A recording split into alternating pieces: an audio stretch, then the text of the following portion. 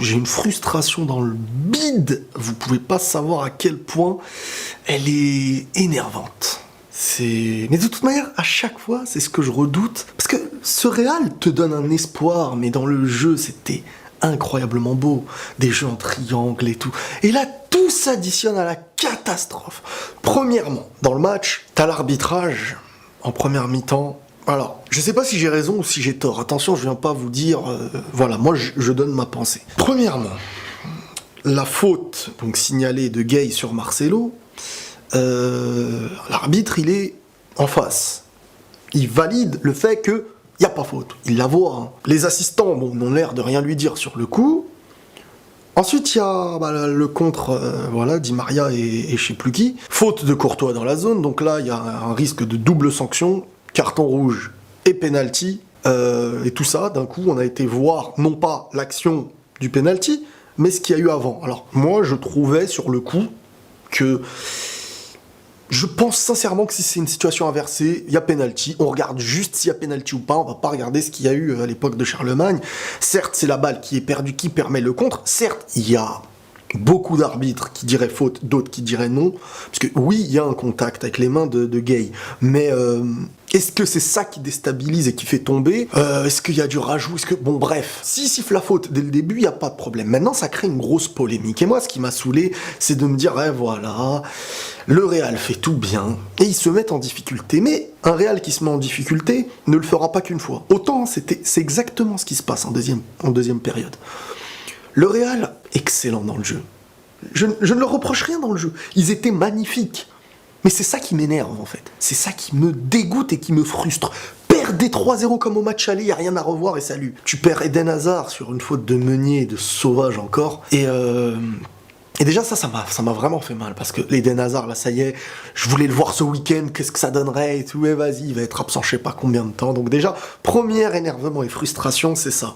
Enfin, c'est la faute, le truc, et ensuite il est revenu, il n'y a pas eu carton rouge, il n'y a pas eu penalty et tout.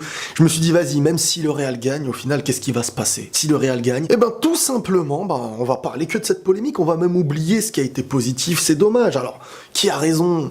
Si ça avait été une situation inversée, si c'était le Barça et pas le PSG, je vous promets que jamais il reviendrait sur la faute de Gay sur Marcelo. Moi, j'en suis totalement convaincu. On a vu des choses bien pires maintenant, parce que voilà, c'est deux équipes où une grosse décision aurait beaucoup moins d'impact sur un arbitre. Faut l'avoir, hein. On parle de l'arbitre, mais nous, si on est arbitre, parfois, je me dis, on pense à notre carrière aussi. Hein.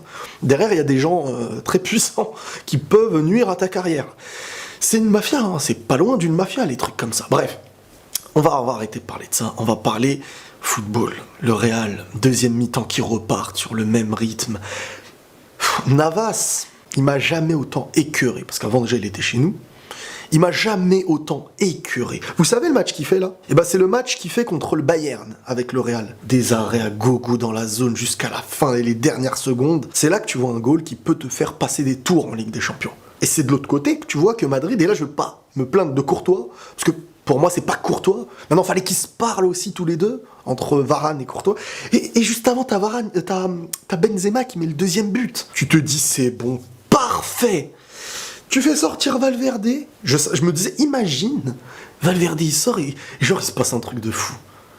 T'as blessure de Hazard, Valverde qui sort, Bale qui rentre, qui a failli mettre un coup franc, mais bon, quand ça veut pas, ça veut pas. Et derrière, allez boum, un but pour eux. Et là t'as Varane qui bégaye, qui sait pas, je la laisse au gauche, je la touche pas, allez je la touche, mais quand c'est trop tard, et voilà, je la laisse à Mbappé qui marque. 2-1, je me suis dit, oula, ça va pas se finir comme ça. Le Real Madrid, on les connaît. Attends, quand c'est Riron ou je sais pas qui, déjà ça bégaye quand ça se fait...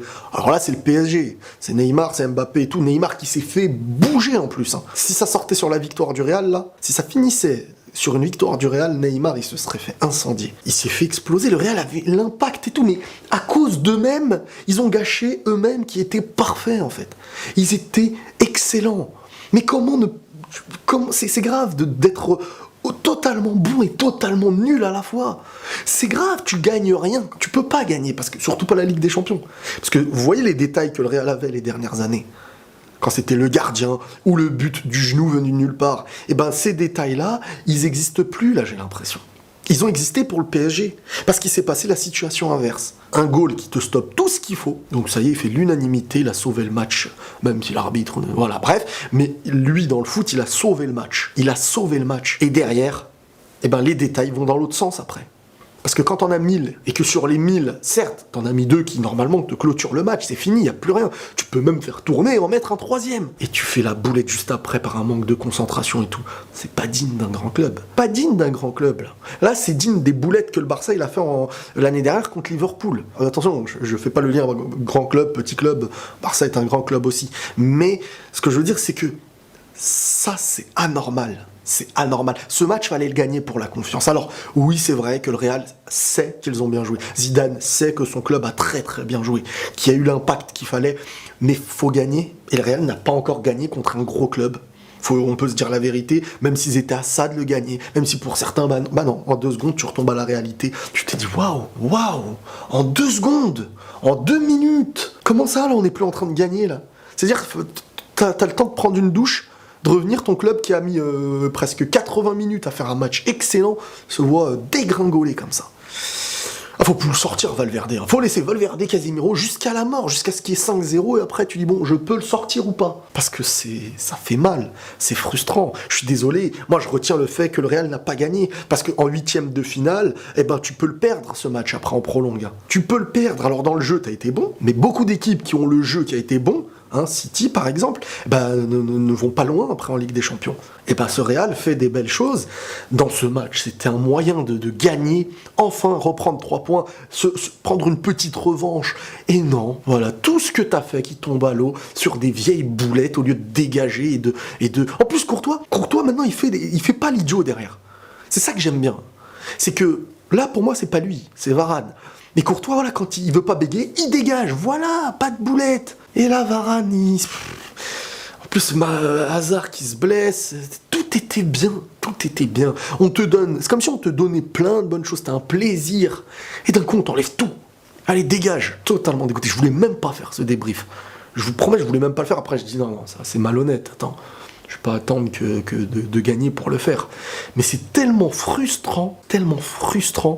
Comment en 2 secondes tu te manges des buts comme ça, dans ton stade, parce que t'as fait une boulette et tout est chamboulé, en face le goal il t'arrête tout, qui est ton ancien goal, toujours il y a un truc. Là les 2 équipes forcément s'en voudront pour quelque chose. C'est dommage, fallait pas faire match nul. C'est dommage, on passe à côté de tellement de choses que j'aurais pu dire positives. C'est tellement frustrant. Et Benzema, oh là là, quel match. Je le dis pas avec la même joie que j'aurais pu le dire il y a 30 minutes en arrière, hein, vraiment pas. Mais quel joueur. Là, il peut même que dans les gros matchs contre de grosses équipes, il sait être présent, et il porte son équipe, et il marque les buts, et dans le jeu, oh là là là là. Les jeux en triangle, j'ai énormément kiffé. Marcelo, Hazard et Benzema, Kroos, Valverde, Casemiro, les défenseurs qui aidaient le milieu, les milieux qui aidaient, et même Isco. Même Isco, que je disais au début, ça va être compliqué au niveau des efforts physiques, il a quand même fait un très bon match à mes yeux. Le Real a fait un bon match, et tu sors sur ça, c'est... Enfin, tu sors pas, mais pour moi, c'était la victoire ou rien, ce match. C'était la victoire ou rien. Comment tu veux retenir autre chose, sincèrement?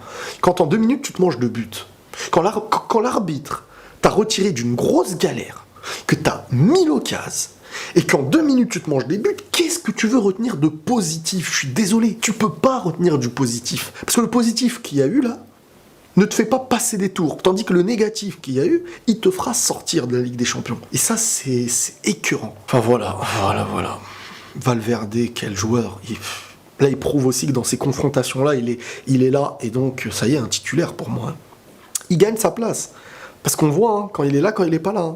Il n'y a pas de hasard à regarder le nombre de victoires quand il est là, regarder le nombre de défaites quand il n'est pas là, regarder dans le match quand il sort. Ça fait un peu comme avec Casemiro. Ça prouve qu'il bouge un truc sur le terrain qui est très très important. Et que quand il sort, ça se relâche. C'est dommage, tout était parfait. Oh là là, si on m'avait dit ça là pendant que je regardais le match, en fait c'était mieux qu'il y ait carton rouge validé et que tu perdes sur ça en vrai. Pour moi c'est une défaite. Je vous dis la vérité, pour moi, c'est une défaite. On peut me dire tout ce qu'on veut, oui, mais regarde le bien, oui, mais le bien, s'il te fait pas gagner, eh ben, le mal il te fait perdre. Donc quand tu fais mal et que tu te manges 2 buts, bah, je peux pas retenir le bien. Quand tu fais mal et que tu te manges 2 buts en 2 minutes, alors que vous êtes à 11 contre 11, alors que... Bah donc s'il y avait carton rouge penalty, 5-0, c'est quoi? Enfin 5-1. Enfin bref. Il y a de l'énervement qui parle, bien sûr, mais je pense ce que je dis, hein, clairement. Enfin voilà, quoi. Dans un sens, on n'aura même plus à parler de l'arbitrage, vu que le PSG n'a pas perdu. Mais dommage, totalement dommage. Allez, prenez soin de vous, et la paix sur vous.